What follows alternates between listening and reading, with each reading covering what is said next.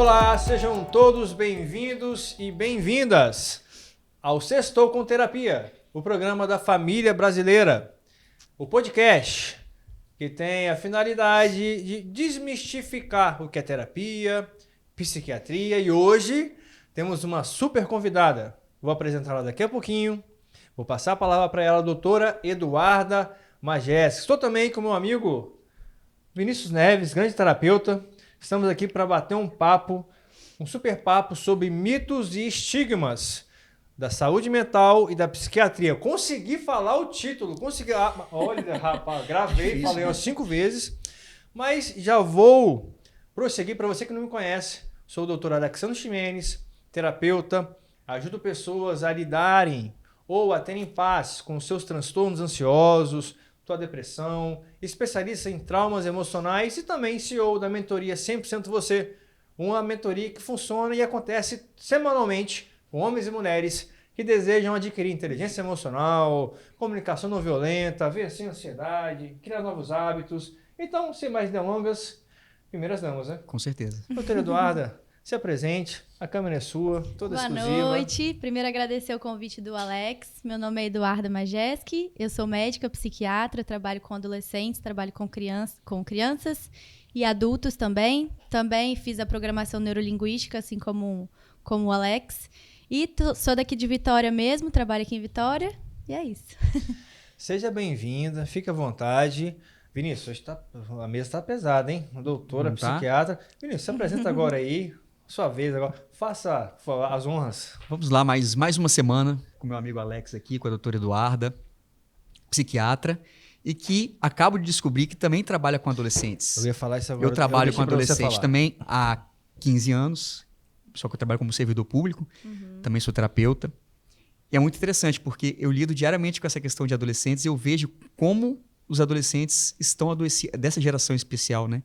Estão adoecidos. Sim. Então, eu tenho certeza que vai ser um bate-papo muito legal e que a gente vai desmistificar muita coisa com relação à psiquiatria, terapia, psicólogo, quando vai para um, quando vai para outro, que tem essa coisa de achar que tem essa escadinha, né? Primeiro vou no psicólogo, depois vou no terapeuta, depois vou no psiquiatra, depois eu vou onde que eu vou? Para onde que eu vou? Até que você chega lá.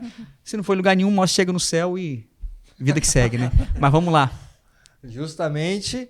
E, pessoal, conteúdo é de ouro, então curte, comenta, compartilha, é informativo, é gratuito para vocês. Então, a doutora Eduarda vai passar muito conteúdo e ó, não combinamos nada, hein? Trabalha com adolescentes, olha aí que maravilha, sensacional. Doutora Eduarda, fique à vontade, pode trazer o tema, vamos bater um papo. O que você tem visto? Traz pra gente o tema que a gente vai bater um papo. Fica à vontade, o podcast é teu. Sim. Então, começar falando porque as pessoas elas têm um pouco desse preconceito em relação à saúde mental, ao tratamento da saúde mental. E por que isso acontece? Porque a saúde mental ela é tão importante quanto a saúde física, né? E as pessoas não têm muito esse preconceito em relação à saúde física do tipo, gosta de postar nas redes sociais, né? Tô indo pra academia, o de hoje tá pago, né? Tá pago, fotinha bonita no espelho. Fotinha ali de um prato saudável, né? Como uma forma de inspirar as outras pessoas a cuidarem da saúde física também. E por que quando uma pessoa ela se importa em tratar da saúde mental, né, ela é vista como de uma forma diferente, né? Então, assim, talvez uma pessoa que precisa de ir ao psicólogo, né, ou ir ao psiquiatra, ou às vezes procura um neurologista por conta desse preconceito aí com o psiquiatra, né? Porque isso é visto de forma diferente. Isso aí é um tema importante aí pra gente começar debatendo. Sensacional. Começou bem, né, Vinícius? Pode falar. Com certeza. Essa questão dessa saúde mental e saúde física, né? Que era uma visão muito antiga disso, né? Essa divisão. Parecia que você tinha uma bifurcação, ou você cuida de uma ou você cuida de outra, né? O corpo era dividido como mente e corpo. A mente são, corpo são, que na verdade é um só, é uma unidade, né? E hoje em dia eu vejo que tem essa pegada diferente de vamos tratar de tudo como uma unidade. Se você não estiver bem mentalmente, você pode até estar bem fisicamente, mas você não vai estar na sua plenitude. Exatamente. E tem essa questão que vem muito também, uma visão que eu tenho, não sei se a senhora concorda com isso, desculpa, senhorita, você, como a senhora preferir, doutora, tá muito nova. Doutora, melhor, sem formalidade. Essa questão do machismo da sociedade, de que o homem tem que se mostrar sempre forte, Ele não pode se mostrar fragilizado em momento nenhum. Fragilizado mentalmente. Fisicamente, ele tem que estar lá bem, porque o homem é forte. O homem não tem que procurar ajuda. O homem tem que ser aquele cara que não demonstra fraqueza, não chora. E eu vejo que hoje isso está se quebrando um pouco, apesar de ainda existir muito. E eu queria saber como, na parte médica, hoje em dia, você vê isso. Hoje um pouco é visto como, a doença mental ela é visto como uma fraqueza ou como uma pessoa imprevisível, às vezes uma pessoa perigosa, né, uma pessoa que precisa, né, que tem um transtorno mental, muitas vezes ela é vista dessa forma. Mas assim, como eu já até tenho comentado com alguns pacientes, até com algumas pessoas, isso quebrou um pouco, principalmente depois da pandemia. Porque, assim, com a restrição da sociedade, né? Então, a gente teve que ficar um pouco mais restrito mesmo. As questões econômicas também, que para muitas pessoas isso aí foi um gatilho, né, para desenvolvimento de algum transtorno mental. Então, muito disso daí acabou fazendo com que as pessoas procurassem mais um médico e tivessem que falar mesmo sobre isso, porque não tinha muito para onde fugir. Então, com o Covid, as pessoas passaram a procurar mais e, assim, isso foi um pouco mais falado também, né? Então, acabou que quebrou um pouco desse preconceito, dessa fraqueza, né, dessa questão do preconceito. Mas ainda existe muito, e principalmente os homens, né? Igual muitos homens que procuram, geralmente ou é a esposa que manda, ou é a mãe que manda, mas depois que eles vão, eles falam assim, olha, é uma consulta normal, né, como qualquer uma outra. Porque às vezes pensa assim, eu vou no psiquiatra, mas é um médico de doido, eu não tô doido ainda, pra que eu vou no psiquiatra?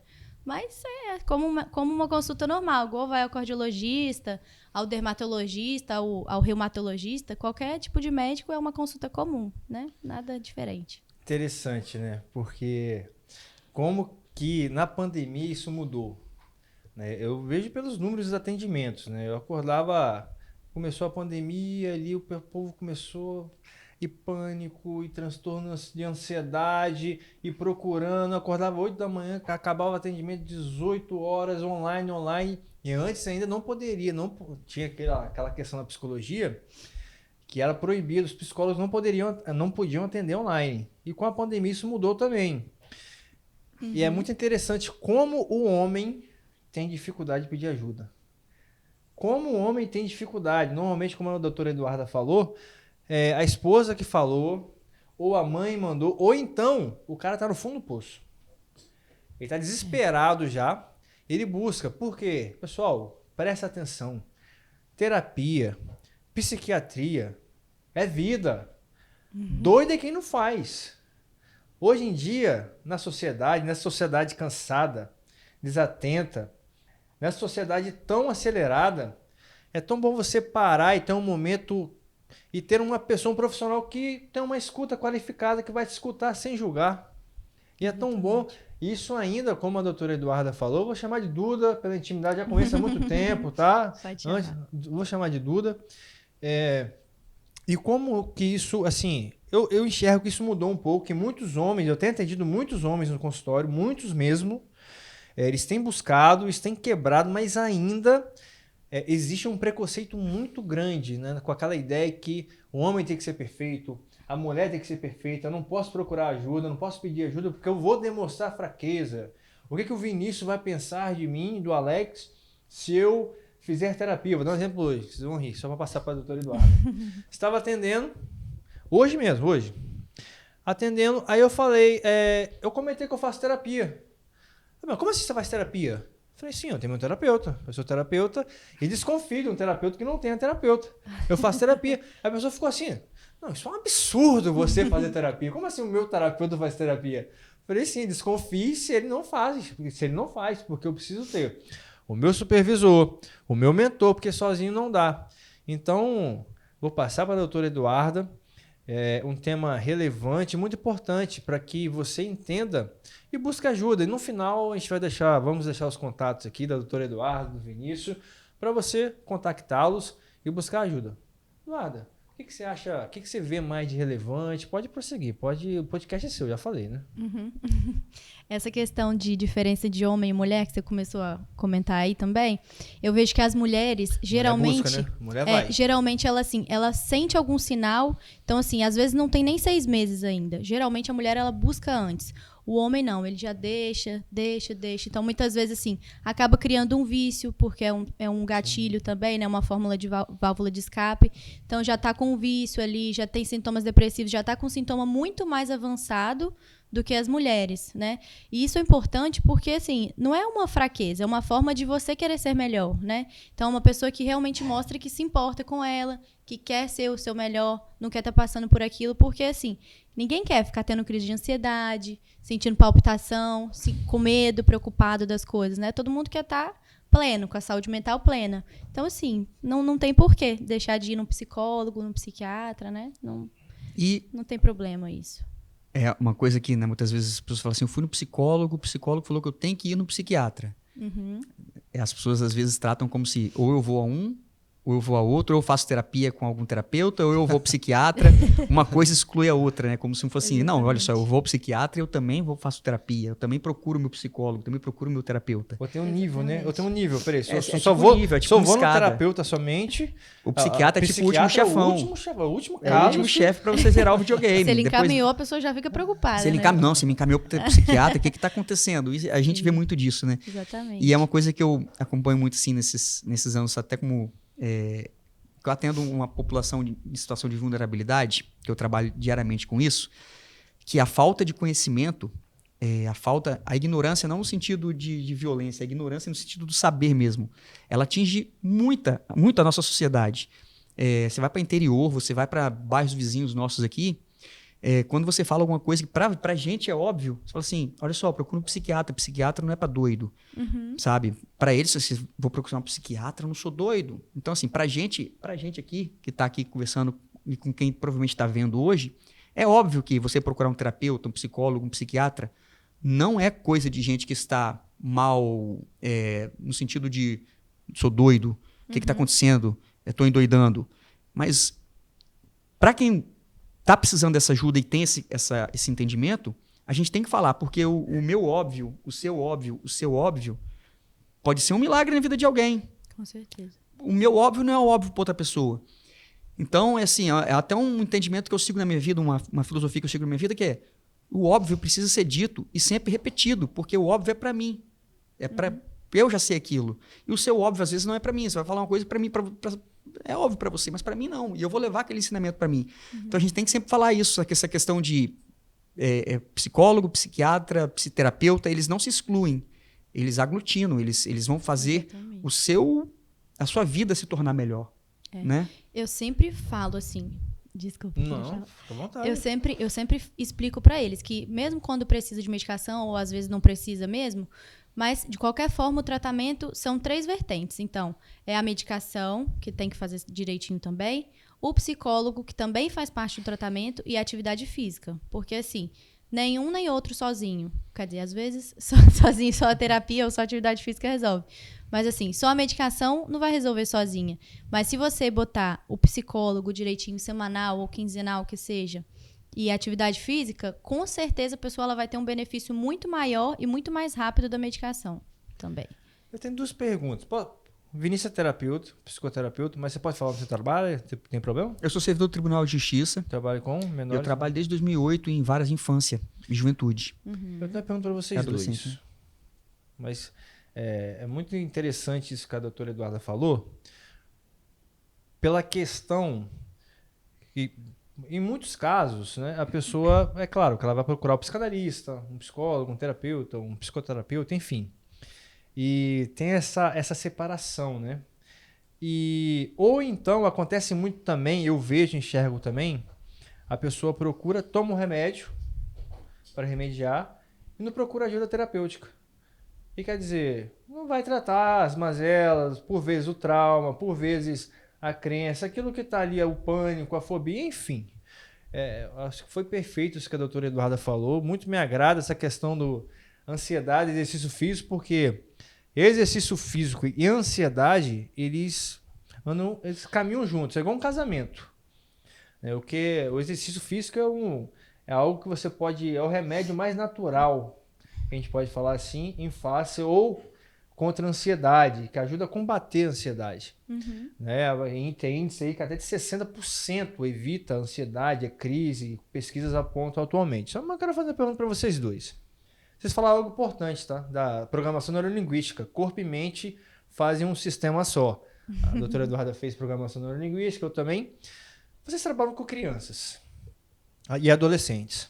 Como que vocês têm visto essa geração que tem vindo de crianças e adolescentes? Como que está a saúde mental da criançada, dos adolescentes? Vou passar primeiro para a doutora Eduarda, depois o Vinícius fala. Tudo bem, Vinícius? Claro. Queria que vocês falassem um pouquinho sobre isso, porque vocês trabalham diretamente com esse público. Como que tá? Como vocês têm visto? Olha, tem sido cada vez mais frequente criança em consultório. Acredito eu, principalmente por conta de tela, passar muito tempo em tela. Então, acaba que assim, também entra na questão de movimentar o corpo um pouco. Então, as crianças deixaram um pouco de brincar na rua, de brincar com outras coisas e ficam muito em tela, muito em jogo. Eu vejo muita criança que joga aquele Free Fire, sabe? Sim. Que é um jogo muito violento. Então, assim, tem tido mais frequência. Às vezes, os pais também. Então, a maior frequência também dos transtornos dos adultos acabam influenciando as pessoas, as crianças, né? Porque elas vivem naquele ambiente ali e aí isso afeta elas também, né? Bem diretamente, na verdade. Então, assim, muitas vezes chega a criança, igual uma criança que eu peguei recentemente. A mãe chegou falando, na verdade, que a criança achava que ela tinha um déficit de atenção, né? Tô suspeitando do meu filho ter TDAH. Só que, na verdade, assim, o menino não conseguia prestar atenção na escola, não prestava atenção nas aulas, tirava nota baixa, porque, na verdade, ele estava na escola, mas a cabeça dele estava em casa com os pais. Saía para jogar bola, mas, na verdade, não queria ir fazer atividade física. Ele só queria sair de casa para não conviver com a família ali. Então, assim, hoje em dia as crianças sentem muito isso. Muito mesmo. Pais, né? Pais. Eu sou pai. E a gente tem que ter uma plena consciência de que pais traumatizam filhos a vida toda, a vida inteira. E é uma dificuldade que a gente tem de assumir isso, que eu possivelmente vou traumatizar muitas minhas filhas. Não porque eu quero traumatizá-las, não porque eu não as amo, mas porque a minha vida, eu fui criado, hoje eu estou vivendo a mesma época delas, mas a minha fase de criação, onde eu tive meus hábitos, meus costumes, foi na década de 80, 90. Então, eram os outros hábitos, outros costumes, outra forma de criação que, querendo ou não, a gente traz com a gente tudo que a gente vive na primeira infância. Uhum. Então, assim, a nossa tendência é sempre buscar melhorar em relação ao que a gente viu e ter essa consciência. Conscientizar isso, racionalizar coisas que a gente não quer repetir, é uma forma da gente melhorar. Mas a gente não consegue melhorar tudo. Então, assim, as crianças de hoje em dia tem a questão da tela, a questão da aceleração, tudo hoje é muito acelerado. E a gente quer encher muito o tempo dos nossos filhos o tempo todo. Parece que assim, de manhã, deixa eu pegar aqui, de 8 às 9 judô, de 9 às 10. Verdade. Kumon, de 11 a meio-dia, dá uma pausinha que ela tem que almoçar, né? Aí se arruma e a escola à tarde. Ou escola em tempo integral, que a criança entra e transforma a escola num verdadeiro feudo, que a criança entra ali 7 horas da manhã e só sai 8, 6 horas da noite. Então, assim, aí vem isso tudo, a criança não tem um convívio com tudo que antigamente se tinha, não é querendo demonizar a sociedade de hoje em dia, até porque seria contraditório a gente estar aqui gravando para a internet e falando mal da internet. Uhum. Mas é tudo uma questão de meio termo. Né, a balança não pender para lado nenhum. E essa questão da tela, a aceleração, se a criança fica paradinha um pouquinho, o pai já fala assim, que isso, essa criança está muito parada, ela está doente. Ou porque a gente mesmo não está se dando tempo de parar, de ficar 5 minutos sentado pensando na vida. Então, se a gente vê o nosso filho 5 minutos, vou marcar um médico para ele, está doente. Eu vejo que é muito isso, assim, às vezes os pais procuram um médico, procuram um terapeuta, quero ajudar meu filho. Mas, calma aí, quem está precisando de ajuda primeiro? Uhum. É o seu filho ou é você? Uhum. Sabe? E os pais não aceitam, a gente não aceita muitas vezes que é a gente que precisa de ajuda para poder ajudar quem necessita da gente. Essa é a impressão que eu tenho de hoje em dia. Eu vou falar um dado do meu consultório, daquilo que eu atendo. Quase 90% dos casos, doutora Eduarda, Vinícius, dos casos que vem adolescente ou criança. O problema não é criança, não é adolescente. São os pais. Isso está na formação da personalidade infantil, no complexo desenvolvimento infantil. A gente sabe que a neurociência hoje já comprova que, a doutora pode confirmar, que reiterar ou retificar também, que com 5 meses no processo gestacional ali, a criança, o feto ou a criança ali na barriga, ela já pode adquirir um trauma. Com 5 meses ela já pode ter emoções. Quer dizer, o lar, com 5 meses na barriga, a criança pode sentir as emoções do lar. Quer dizer, ela pode sentir o conflito do casal, ela pode sentir as palavras da mãe, o carinho do pai. Isso é muito sério, cara. 5 meses, a gente precisa se atentar a isso. Mas é claro que a gente não está demonizando e nem falando que tudo é culpa do pai e da mãe. Como o Vinícius falou, nós somos como... A gente vai para a clínica e volta para a clínica. E aqui a nossa análise é ambivalente. É claro que, como o Vinícius falou, como pai, ele vai errar. Mas ele pode consertar também. Ele pode consertar aquilo que ele fez. Ele pode... E um dado muito importante, doutor Eduardo e Vinícius, uma criança hoje, ela tem mais informação do que o imperador romano. Ela tem mais informação do que Albert Einstein. Eu trabalhava num projeto social, e algum exemplo. Toda terça e quinta eu ia dar aula, sou faixa preta de jiu-jitsu, é um projeto social. Quando chegava para dar aula, os adolescentes chegavam assim: professor, eu tô morto, eu não aguento treinar, eu tô cansado. Eu falo, mas como assim? O que está acontecendo? Fui para a escola de manhã, à tarde, fiz no karatê à tarde, fiz isso, cara, 10 atividades no dia. Aí à noite, ao invés de ir para casa, ia para o projeto social. A impressão, Vinícius, que eu tinha ao observar, era uma impressão assim: eu vou me livrar do meu filho, porque assim eu não tenho que cuidar. Assim eu vou terceirizar a educação, que fica mais fácil. A impressão que nós tínhamos no projeto social. Não, a carência, o afeto, aquela falta, aquela carência de um abraço, aquela falta de um... Tínhamos assistentes sociais, então nós enxergávamos isso. E no sábado era pior ainda. No sábado de manhã, quando tinha aula, parecia que eles faziam assim, alguns pais, não todos, é claro. Toma, se eu tivesse um pai, se eu tivesse um filho que treinasse jiu-jitsu, eu, Alex, iria observar o treino para conhecer o professor. E muitas vezes o pai chegava lá, toma meu filho, assinava a autorização e vai embora. Então, assim, a gente precisa analisar isso como uma situação ambivalente. É claro que eu não estou falando que é fácil, mas é uma criança. Ela precisa ser cuidada. Doutora, pode ir. Vinícius, pode ir. Não, essa questão dos pais realmente é uma questão que vem, se você for olhar socialmente, historicamente, o pai sempre foi o menos responsável, né? Pelos filhos. Era tudo no colo das mães. O que hoje em dia está se dividindo um pouco. E com essa divisão, talvez até isso tenha gerado essa questão de vamos ocupar o horário dos nossos filhos, porque já que a responsabilidade agora é dividida, vamos tirar um pouco dessa responsabilidade de todo mundo.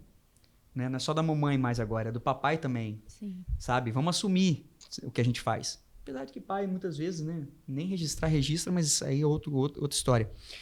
Mas é muito triste essa questão dessa infância que hoje eu vejo que está adoecida. Os adolescentes que hoje estão doentes, mentalmente falando, e até fisicamente também muito. Aí junta a pandemia, junta outro estilo de vida, outro tipo de estilo de vida. Mas já tem alguns estudos que confirmam que pela primeira vez na história da humanidade, uma geração vai retroceder em relação à outra, a passada. Não, peraí, repete isso aí, que esse dado é importante. Pela primeira vez na história da humanidade, uma geração, a geração posterior, por exemplo, a geração dos meus filhos, eles vão retroceder em relação à geração passada. Porque você fala assim, mas como se eles têm tanta informação? Hoje o que acontece na Rússia, você sabe em 5 segundos, depois você já sabe no Brasil. E antigamente, para você saber uma coisa que tinha acontecido no centro, você demorava um dia para ser publicado no dia seguinte no jornal que você pegava e lia. Né? Mas aí você junta assim, a quantidade de informação que chega, como que a gente armazena essa informação, como que as redes sociais, a internet, a informação rápida, está adoecendo não só os pais, os mais velhos, está adoecendo também uma geração que ainda não consome isso o tempo todo, essa questão de informação, de notícias ruins, mas que acabam, quando não consomem, eles veem a reação do pai, da mãe, vê aquela ansiedade, aquele sofrimento que está em casa. Ou, né, quando aí o pai também quer se livrar do filho, entrega um celular na mão do filho. Quem nunca sentou na mesa de um restaurante, olhou para a mesa, tá todo mundo comendo e o filho assim enfiado no joguinho, né, o tempo todo. E essa questão que as crianças principalmente por causa desses joguinhos, os adolescentes muito com essa questão que a doutora já citou de mostrar o corpo bonito, mostrar que eu estou bem, mas está bem só no filtro, só na tela do celular. E na sua vida real, como é que você está? Né? Essa questão de qual o multiverso que eu vivo, né? Esse metaverso da rede social ou a minha vida real? Qual que eu dou mais importância?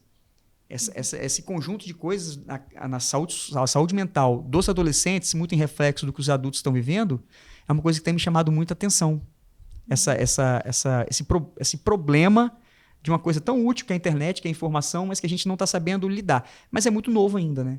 É muito novo, a gente demora tempos a aprender a lidar com um material, com um produto que chegou tão novo, e acho que não vai ser a minha geração, nem a próxima que vai aprender a equilibrar isso. Existe muito a forma como os pais veem os filhos também, né?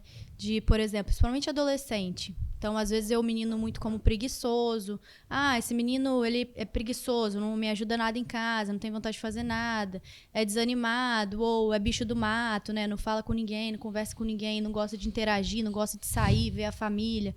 Só que, às vezes, muitas vezes, esse adolescente, ou talvez essa criança também, por trás daquilo ali que o pai enxerga, tem um transtorno, né? Às vezes é um menino ansioso, ou um menino que tem medo de interagir, né? Todo um transtorno atrás daquele julgamento dos pais, né? Então, assim, às vezes o pai tem um pouco mais de cuidado também para enxergar o filho, perguntar como ele se sente, porque falta um pouco esse diálogo entre o pai e o filho, né? Às vezes o filho entra no consultório com a mãe e muitas das vezes pede para a mãe sair porque, assim, tem muitas coisas que ele se sente desconfortável em falar na frente dos pais, né? Porque os pais realmente não aceitam. Acho que é uma falta de caráter, uma falta de vontade da pessoa, né? E essa rotulação, né? Dita assim, você fica repetindo na cabeça da criança. Preguiçoso, preguiçoso, preguiçoso. Uma hora ele vai acreditar. Eu sou preguiçoso mesmo, então preguiçoso. Vou parar. A minha geração é sua, não sei da doutora, nem vou perguntar se era. A gente assistia muito Chaves.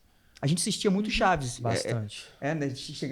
Eu chegava da escola, eu sentava na frente da televisão, eu tinha raiva de um apresentador de um programa chamado 9 Minutos. Então, rapaz, ele gosta de Chapolin. Porque Diego Alves ali, ó. O programa se chamava 9 Minutos. Aí eu, criança, sentava na frente da televisão, eu ficava olhando no relógio para ver se ia dar 9 minutos. O programa durava mais de meia hora para começar Chaves, porque eu sou fã de Chaves, até hoje. Minha esposa acha estranho que eu sento na televisão, eu fico vendo Chaves, eu fico rindo até hoje. Eu vi o programa 500 vezes, eu ri 500. Mas no Chaves... E o Roberto Gomes Bolaños, Chespirito, ele é um gênio. O cara é um gênio. Se você pegar para ler a obra dele, ele fala coisas assim, filosóficas e psicológicas. Você fala assim... Tem uma cena que me marca muito, que é o seu Madruga, ele acorda, ele se olha, ele sai, aí passa o primeiro. Seu Madruga, o senhor tá bem? Aí ele, tô bem. Aí vem o segundo. Seu Madruga, o senhor tá bem? Ele fala... Ele começa a se sentir mal. Aí quando vem o terceiro, seu Madruga, o senhor tá bem? Aí ele volta, ele se olha no espelho e ele vê uma caveira. Ele ouviu tanto aquilo na cabeça dele de, peraí, você tá com cara de quem tá morrendo?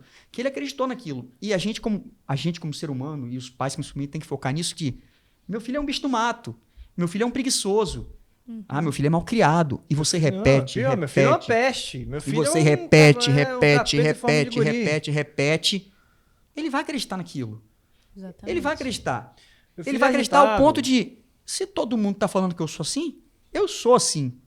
Aí depois você fica assim, o que é que eu fiz de errado com meu filho? Você tem que pensar, antes de pensar o que você fez de errado com seu filho, que a gente, como eu disse antes, a gente vai fazer muita coisa errada na vida do nosso filho, a gente tem que pensar o que a gente fez de errado com a gente mesmo, para melhorar a vida dos nossos filhos, né? Essa questão da rotulação. Exatamente. Acaba botando uma etiqueta no menino e muitas vezes é uma crença limitante que ele vai ter lá na frente. Então, eu não consigo fazer isso porque... não vou fazer, porque eu sou preguiçoso mesmo. Ou, eu sou muito bicho do mato, eu não vou conseguir chegar lá, fazer tal coisa, né? E, assim, a doença mental, ela é real, porque mexe com o neurotransmissor, mexe com o cérebro. Então, não é só uma preguiça ou só alguma coisa, é realmente uma mudança no cérebro da pessoa que ela tem ali uma baixa de neurotransmissor. Então, às vezes tem mesmo uma falta de motivação, uma perda de prazer, uma tristeza, uma angústia que ela talvez sozinha não consiga sair. Por isso que servem as medicações também para poder repor aí esses neurotransmissores, mexer com isso e a pessoa voltar a se sentir bem, junto com a terapia e junto com a atividade física também. Uma pergunta, primeiramente, né, só a gente, nós somos velhos, mas tem outra pessoa velha aqui também. Tem gente que assiste Smallville aqui, não vou entregar, tá? Diego Alves sabe, Elisângela também, maratona, todas as vezes repete, entendeu? Vou só para ressaltar, o Diego tá rindo ali. Doutor Eduardo, eu queria fazer uma pergunta aí, queria que você esclarecesse algo muito importante. Você falou sobre medicação. Uhum. Hoje tem dois extremos. Tem a parte que, não, eu só tomo mato, não posso tomar remédio. E tem essa parte demoniza a medicação. Uhum. Né? Nós temos dois extremos. Ou aquele excesso de medicações que, por vezes, também não existe. Como que você vê isso? Estou jogando para você, assim, porque você é médica aqui, a gente... como você falou, é importante a medicação, tem algum problema, a pessoa pode... porque eu atendo muitas pessoas que, por vezes, ela precisa de medicação. Ela está num nível de depressão tão baixo e tão alto ali, ou ela tem uma bipolaridade, que ela vai precisar tomar a medicação pro resto da vida, não tem como correr. E ela tem a sociedade ainda, ela tem essa estigmatização que, nossa, eu não posso tomar medicação. Como você vê isso, doutora?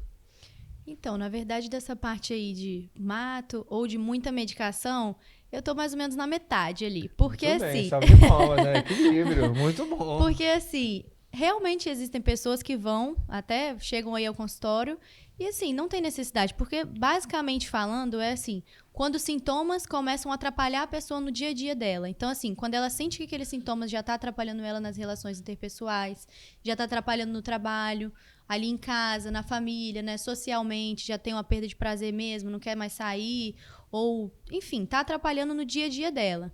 Então, assim, se realmente atrapalha, muitas vezes é necessária a medicação, né, para poder dar uma equilibrada, e igual eu sempre explico, né, não é uma medicação que vai ficar para a vida inteira. Na maioria das vezes, a gente consegue ir reduzindo essa medicação e depois tirar, né? Mesmo na bipolaridade? Não. Aí não, sim. E nesses casos, não. Nesses casos mas, assim, né? geralmente ansiedade, depressão, né? Esses casos mais tranquilos, assim, a gente geralmente consegue mesmo tirar a medicação e ficar com métodos não farmacológicos. Geralmente, bipolaridade, esquizofrenias, né? Que são transtornos crônicos, borderline. Geralmente, a gente fica aí com medicação a longo prazo. Borderline até que, às vezes, só com terapia fica bem. Eu tô fazendo pergunta, vou fazer pergunta para esclarecer mesmo.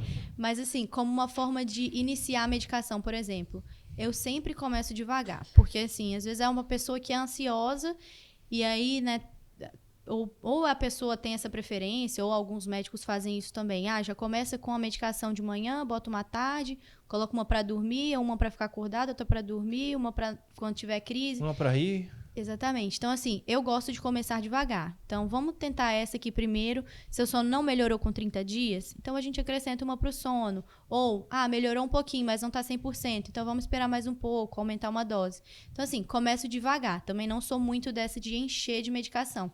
Até porque, na maioria das vezes, eu não pretendo ficar com isso para sempre. Então, é uma forma aí que a gente tem mais fácil de reduzir depois e, junto com a medicação, a gente colocar outros métodos, que é realmente o que vai ficar com a pessoa para sempre. Então, geralmente, ou um psicólogo, ou uma meditação, um yoga, né? Alguma forma da pessoa encontrar ali para se manter bem, só que não dependente de medicação. Mudar hábitos, né? Mudar hábitos de vida. E essa questão de... falou de crise de pânico, crise de ansiedade. Qual a diferença entre, por exemplo, uma pessoa que está tendo uma crise de ansiedade e uma crise de pânico? Por exemplo, que são os que a gente mais ouve hoje. Eu ouço muito assim, estou tendo uma crise de pânico. Ou seja, não, tive uma crise de ansiedade. Na verdade, sim, é um pouco parecido. O que diferencia mais o pânico é porque a pessoa ela tem aquela sensação de medo de enlouquecer ou medo de morrer mesmo. Então, ela sente que ela vai morrer ali naquela hora da crise, né? A crise de ansiedade, geralmente, não tem isso. Mas o transtorno de pânico é um transtorno ansioso, né? Então, assim, tá tudo englobado junto ali. não tem tanta diferença, né? Então, assim, a crise de ansiedade, a gente poderia falar no modo popular. No senso comum, ela é mais amena do que a crise de pânico. O pânico já é algo mais pesado, já vem com aquela sensação de morte súbita, que a pessoa vai morrer, vai infartar. Seria mais ou menos isso. Isso é muito individual, né, na verdade. Mas, assim, geralmente, no pânico, quando a pessoa ela tem ataques de pânico recorrentes, né, que a gente caracteriza o transtorno de pânico, ela também tem outros sintomas do tipo, assim, de ter medo de ir para alguns lugares, evitar algumas situações por medo de ter aquela crise, né? Já o ansioso, ele tá mais ligado, assim, a uma irritabilidade, um sono insatisfatório, de sentir que, assim, tá com os nervos à flor da pele. Então, tem mais ligação com esses sintomas. O pânico já é aquele medo mais súbito mesmo, né? A pessoa tem um pânico, né? Ela tem um ataque que... Aí quando ela tem um ataque na academia, ela cria o medo do medo, né? Igual na ansiedade, por exemplo, crise de ansiedade. Geralmente as pessoas relatam isso mesmo, que não percebem um gatilho. Mas, assim, pelo menos o que o livro fala é que geralmente tem um gatilho, sim. Talvez a pessoa não tenha aquele gatilho consciente, mas existe o gatilho. No pânico? Na ansiedade. Na crise de ansiedade. No pânico não tem. Geralmente tem algo também. não racionalizado, né? Às vezes é uma situação que o subconsciente da pessoa, o inconsciente da pessoa já ligou, aconteceu isso, vai acontecer isso de novo, e a pessoa sem saber, sem racionalizar, já sente aquilo, né? Mas pra ela, assim, não foi ela nada não que ela sabe tenha percebido, definir. mas realmente teve um gatilho. É porque normalmente, eu tô aqui, tô fazendo um papel do público, tá? Do pessoal que tá nos assistindo. Normalmente chega assim no consultório, doutora. Veio do nada. Já ouviram isso? Veio do nada. Na verdade, não veio do nada. Sim. É isso, né? Isso aí. Sim. Tem uma causa, né? Tem uma causa, né? Não é verdade? E é uma coisa que as pessoas também confundem muito. As pessoas acham que elas vão viver sem viver algum momento de ansiedade, né? Como se a ansiedade fosse uma doença. Vou tratar para tirar a ansiedade de mim, nunca mais vou sofrer ansiedade. De vez. Assim, né? Você vai, provavelmente o dia que você for pedir em casamento, que você for entrar a sua semana vai ser cheia de ansiedade. Você vai sentir aquele frio na barriga, né? Doutor Eduardo é casado ou é noiva? Não, namora só. Namora. Então, o dia que o rapaz ajoelhar... O namorado do doutor Eduardo, o dia que quiser pedir em casamento... Para de enrolar a moça. Provavelmente o dia que ele aparecer e ajoelhar na sua frente com um anelzinho, você vai sentir, né? Vou marcar daqui um ano. Taquicardia, exatamente. E as pessoas acham que eu estou sofrendo muito com ansiedade, como se a ansiedade fosse uma doença, como se a ansiedade não fosse um instinto, uma proteção do ser humano, né? Aquela questão de luta e fuga, você sente aquela coisa... E ansiedade não é doença. As pessoas assim, falam assim, de ansiedade também, como se a ansiedade fosse uma doença. Você ter o transtorno de ansiedade, você mudar a sua vida por causa daquilo, é um problema. Agora, a ansiedade, antes de uma partida de futebol que você vai jogar é importante, antes de uma luta que você vai fazer... Antes do podcast. Antes de um podcast, antes de qualquer treino. É normal a gente sentir aquele frio na barriga e falar assim, tô ansioso. Isso não é tratado como... Deve ser tratado como uma doença também. Isso é comum, né? Uma coisa necessário, né? É necessário. Se você não sentir... Se você sentar aqui e falar assim, sentiu alguma coisa? Não. Aí você vai para ali. O cara é um psicopata, o cara não sente nada, o cara é um frio, o cara não sente nada. A gente é ser humano. Às vezes a gente esquece que a gente é animal, mas a gente é animal, a gente é ser humano, a gente é emocional, a gente é mais emocional do que racional, inclusive.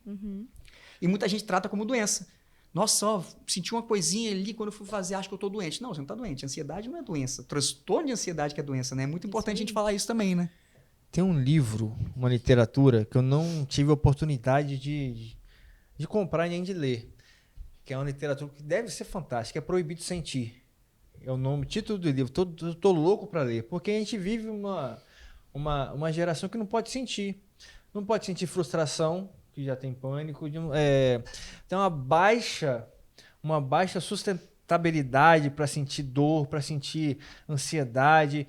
E o medo, Paul Ekman, o pai das emoções, nós nascemos com emoções, com medo, com raiva, com nojo, com alegria.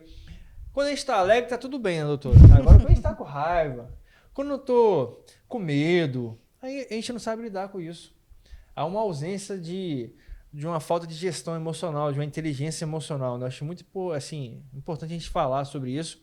Doutora, pode ir, o podcast é seu, a gente está aqui só para te ouvir. Como que... Mas, igual você falou da ansiedade, realmente, todo mundo experimenta ansiedade, isso é normal. Perfeito. E é uma forma do nosso corpo proteger a gente, né? Mas, assim... Justamente isso que você falou. Quando ela começa a atrapalhar a pessoa, aí sim já é um problema.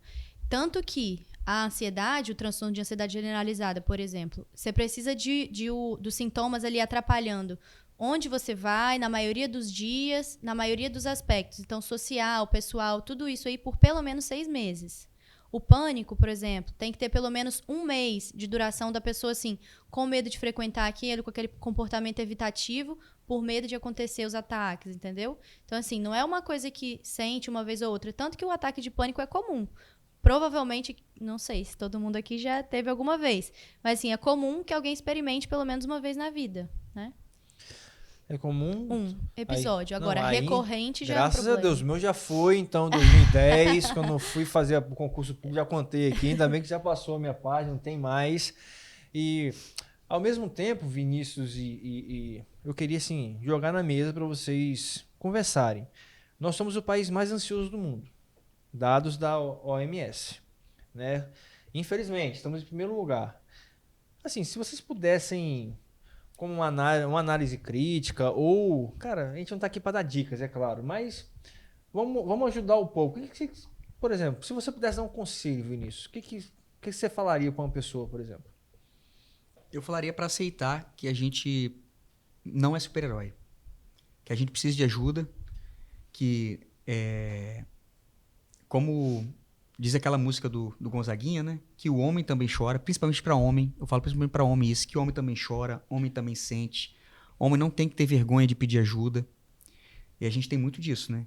Quando a gente fala essa questão, quando você vê um homem chorando, um homem falando que precisa, eu preciso, tirando aquela armadura toda, a gente de muitos amigos, né? Questão de amizade tóxica, né? Tem muito amigo que te trata como se, que é isso, sabe? Uhum. Tá chorando. Tá chorando, eu, hein? Sabe aquela coisa assim? Então fala assim, cara, não liga pro que os outros pensam, você tem que ligar primeiro pra você. Então assim, tira a armadura de Cavaleiro do Zodíaco e pede ajuda, pedir ajuda. Pedir ajuda e aceitar que a gente precisa sempre, a gente não vive isolado em hipótese nenhuma. Sempre vai ter alguém para te ajudar. Mas, às vezes, as pessoas... Muita gente não precisa de ver que você está pedindo ajuda. Só da pessoa te conhecer, ela sabe se está precisando de ajuda. Uhum. Mas muitas vezes não. Muitas vezes, as pessoas precisam de um socorro para te ajudar, para estender a mão e ajudar a gente. Antes da Duda falar, Elisângela, o Diego chora, só pra gente... Diego já chorou? Já chorou? Já chorou? Hã? Muito. Tá vendo, pessoal? Não, eu também já, então não tem problema algum. Chorar é bom demais. Colocar é melhor do que implodir. Vai por mim, tá? É melhor para fora que para dentro. Doutora, pode falar, por favor. O que eu diria é assim, a gente só tem uma vida, né? Então a gente precisa aproveitar ela da melhor forma possível. E se alguém sente alguma coisa que atrapalha, né, no dia a dia, por que não pedir ajuda, né? Tem tanta gente disponível para pedir ajuda aí, para poder a pessoa alcançar a saúde plena dela, viver bem, viver saudável. Então, existem ECAPs, existem meios de psicólogos até na UFES, na UVV, né? Existem vários outros meios, a gente aqui também, tenho certeza que se alguém precisar, mandar uma mensagem também, a gente vai estar disponível para responder. Então, não tem por que ficar sofrendo sozinho, né? Se tem tanta gente para ajudar. Fala bem, né? Simpático, tá vendo? Ó, como o clima aqui, tá né? diferente, né? Tá vendo? Vamos trazer mais mulheres aqui pra falar bem, A né? doutora tem que voltar aqui também, né? Tem Passa que rápido. voltar, com certeza. Doutora, eu sei que você já falou, mas assim, eu gostaria de reiterar que eu acho importante, Vinícius. Quando procurar ajuda profissional? Seja, assim, alguns sinais. Seja um psiquiatra, seja um psicanalista, um psicoterapeuta, um psicólogo, enfim. Só pra gente... Na verdade, eu acho assim, quando a pessoa ela já pensa sobre procurar alguma coisa, Perfeito. é melhor ir. Porque de tudo, ela vai chegar lá e ele vai falar... Olha, eu acho que você tá bem, a gente pode continuar o acompanhamento, seja com um psicólogo, né, ou um psiquiatra. Não, você sente isso, mas pelo menos para explicar os sintomas para a pessoa ficar em paz com aquilo que ela tá sentindo. Mas, por exemplo, alguém que costuma sentir muita tensão muscular, então, dor nos ombros, dor no pescoço, uma pessoa que se sente muito irritada com tudo, então tá fazendo barulhinho ali, a pessoa já tá naquela irritabilidade que não é normal, né? Crises de ansiedade frequentes, então palpitação no coração, aquela falta de ar, aquela sensação de angústia, né, de aperto no peito. Geralmente os pacientes falam que é como se fosse o coração dentro de uma sacola, e aí o coração vai inchando e parece que não tem espaço mais pro coração, e dá esse aperto, essa queimação, desconforto, né, no peito mesmo. Ou um paciente que sente dificuldade em sono, então percebe que tem um sono insatisfatório, acorda cansado, se sente cansado o dia todo. Antes gostava de sair, de fazer várias coisas com os amigos, hoje já não tem essa vontade mais, prefere ficar em casa, prefere se isolar. Então, tudo isso aí é o sinal do corpo, né, de que algo não vai bem. Então, mesmo que seja para chegar lá e o profissional falar assim, não, acho que explica o sintoma e fala assim, não, isso daí não chega a ser uma patologia, né? Isso daí é comum, é o seu corpo respondendo mesmo. Mas eu acho que quando a pessoa ela tem um insight de, será que eu preciso? Acho que vale a pena procurar. Sensacional. E se a pessoa precisar te achar, como que faz? Suas redes sociais, telefone, pode deixar aí. O meu Instagram, doutora Eduarda Majeski. Meu telefone tem na bio lá. Eu trabalho na Biofacialia aqui em Campo Grande, aqui em Cariacica. E trabalho online também.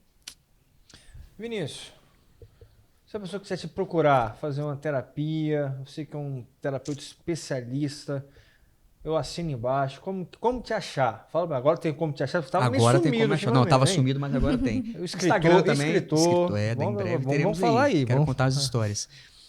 Meu Instagram, @ViniciusMO Neves. É só procurar, mandou mensagem, a gente responde, marca e estamos pronto para ajudar quem precisa. Tá bom. Se você quiser me procurar também, daqui a pouco eu falo, calma. Então, só para a gente finalizar, pessoal, é muito importante a gente cuidar da nossa saúde física, mental. Então, tem algumas armas, assim, não gosto nem de chamar de armas, algumas ferramentas que a gente pode usar. Exercício físico, meditação. Você pode, por exemplo, comer melhor, dormir bem. Desligar dormir o bem celular. É essencial. Desligar o telefone pelo menos 2 horas antes de dormir. Praticar auto-hipnoterapia, procurar um terapeuta. E assim... Não torcer pro Vasco. Não faço não. É verdade. Flamengo. 2 flamenguinhos, tudo bem. Já que é Eduardo. Não, eu não sou flamenguista, não. Deus que me livre. É não torcer pro Flamengo. Não, Fluminense. Não, aí você vai tocar no demônio do menino aqui, no trauma, aí ele vai ficar Deixa nervoso. ele sentado ali. Deixa ele ali, calma. Então, pessoal, nós temos maneiras de prevenir. A gente mora numa orla, não tem dinheiro para fazer exercício. Dá uma caminhada em volta da sua casa. Toma um sol. Então, e se precisar, procure ajuda. Se precisar entrar em contato, @alexximenes.psi. Vai estar aqui abaixo, tá? A gente vai deixar a descrição aqui. 27981078505 e meu site é www.alexximenes.com.br. Então, assim, gostaria de agradecer a doutora Eduarda pela disponibilidade, veio de longe, né? Aconteceu vários fatores. Conheço a família da doutora Eduarda de longa data. O avô dela é quase irmão do meu pai. Olha só que coisa. Nos encontramos no Instagram através da tia dela. Através da tia dela. Então, assim, Eduardo, obrigado. Deixa uma mensagem, um recado. Acho que já deixou, mas assim, pra gente finalizar, pra gente fechar, muito obrigado, assim, ficamos muito felizes. E a casa é sua, volte sempre. Por favor, precisamos de informações da psiquiatria, né, Vinícius? Com certeza. Vai ser um prazer voltar aqui, com certeza. Quero te agradecer também pelo convite, pela oportunidade. Agradecer ao Vinícius também, grande pessoa. E falar, né, que quem quiser buscar ajuda, todos merecem uma saúde mental plena, então estamos disponíveis e, com certeza, vai ser um prazer ajudar. #saúde mental plena, Diegão. Olha aí, já pegou aí o... Vinícius, obrigado mais uma noite. Tamo junto. Considerações finais, muito obrigado pela presença, pela disponibilidade, deixou as filhas em casa, junto com a esposa. Quer mandar um beijo, um abraço? Quer mandar uma saudação? Quem nos assiste pode... Considerações finais. Você não pode fazer igual o João, não. Considerações finais. Vamos falar sobre hábito. Fala aí, por favor. Consideração final, como sempre, siga sempre preocupado com sua saúde mental, nunca despreocupando da sua saúde física, porque as duas têm que andar junto. Perfeito. Estarei aqui por possivelmente outras oportunidades com o Alex. Vocês vão cansar de me ver aqui, nesse mesmo bate-local. Toda quinta-feira, se Deus quiser. E precisando de ajuda sempre que a gente traz pessoas aqui, né, as pessoas se colocam à disposição de ajudar, busque ajuda. Não tenham vergonha de buscar ajuda, porque ajuda é necessário para a nossa vida. Agradecendo ao Diego Alves, fotografia, e sua digníssima esposa, Elisângela, que eu não vou zoar hoje, não vou falar que derrubou a luz, não vou falar nada disso. Obrigado pelas fotos, estão aqui sempre nos acolhendo com tanto carinho. Muito obrigado e obrigado você que está nos assistindo. Curte, compartilha, comenta, joga no grupo da família, ao invés de jogar fofoca, joga o podcast Sextou com Terapia, porque esse é o podcast da família brasileira toda sexta-feira, meio-dia. Vai estar no meu canal do YouTube, vai estar o link aqui abaixo. Então, por favor, curte, comenta e compartilha, porque a gente não tem como impulsionar o YouTube. Então ajuda a gente aí, ajuda alguém. O bem não pode parar. Muito obrigado, mais uma sexta-feira e até a próxima sexta.